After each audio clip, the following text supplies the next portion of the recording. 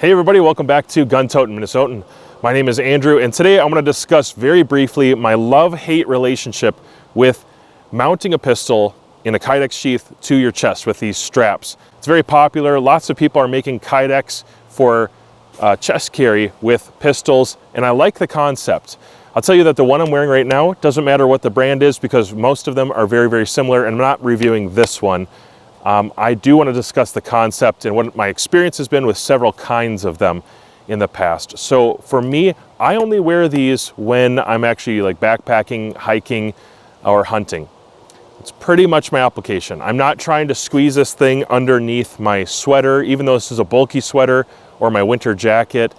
It's just not something I'm going to do. I really don't have an application beyond outdoors, hiking, hunting, that sorts of applications. So for you, if you're more of the tactical mindset guy, I have really nothing to offer for that conversation in this video, although maybe something could be said for it. For me, I'm more concerned about when I want to stay relatively agile. I don't want a lot hanging off my hips, or my primary is going to be a knife on my side, and I'm doing a lot of cutting, I'm doing some bushcraft, maybe whittling, that sort of thing, and I still want to have a pistol on me. Maybe I'm trying to go lighter weight and I don't want to have a rifle with me, and I'm in wolf and bear country, mountain lion, which isn't super uncommon for me. Where I go hiking, all those things are very, very common. And so I do want to have some sort of gun, and I might not always want to have it on my side.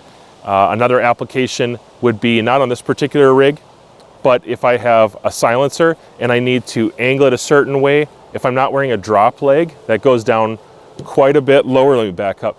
Sometimes the drop leg will go quite a bit lower, and it depends how long that suppressor is and the angle. I don't want my suppressor going into the dirt, so I kind of have to choose what I wear and when, and this can be one way I've mitigated that by just having a more angled device up front on the chest.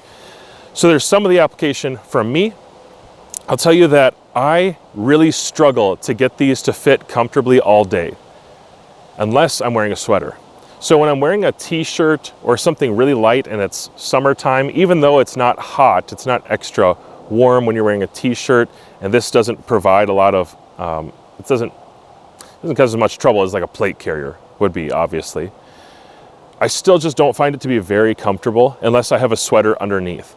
Something about all the ones that I've tried, I've had a good handful now, all the ones that I've tried are just a little bit uncomfortable after several hours. And if you add in a backpack and you have a strap over your strap, this is a pretty comfortable strap. I think this is the best one I have, actually.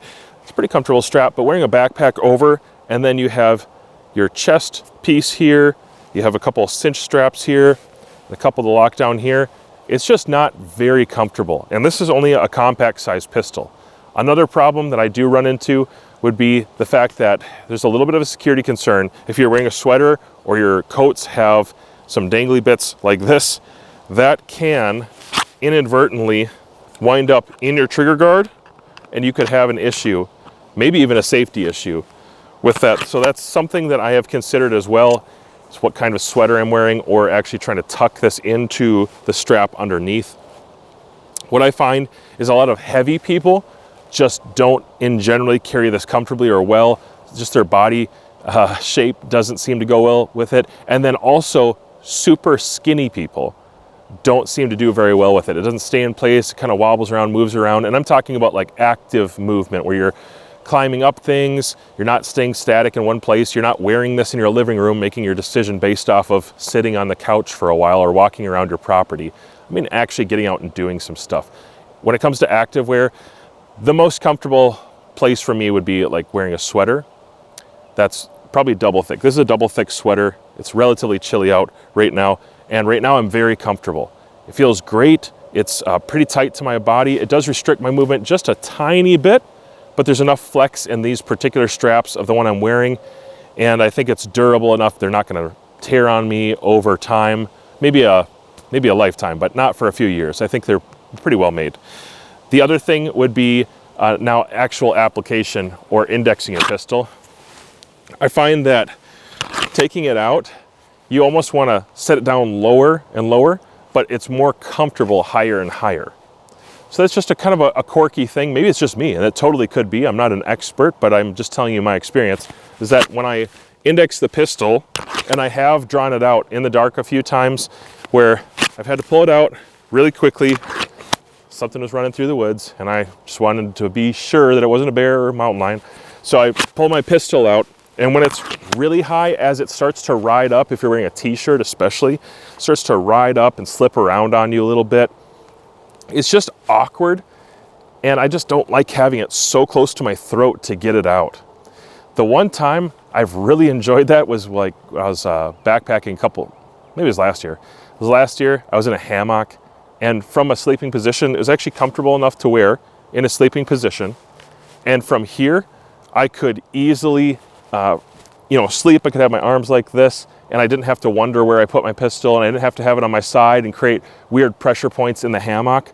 So for, again, camping, backpacking, hunting, that sort of thing, it was very, very practical because from my sleeping position, I could quickly get my pistol and be comfortable with it. So if you're backpacking in bear country and you're a back sleeper or you're in a hammock, it might be a convenient way to store your pistol.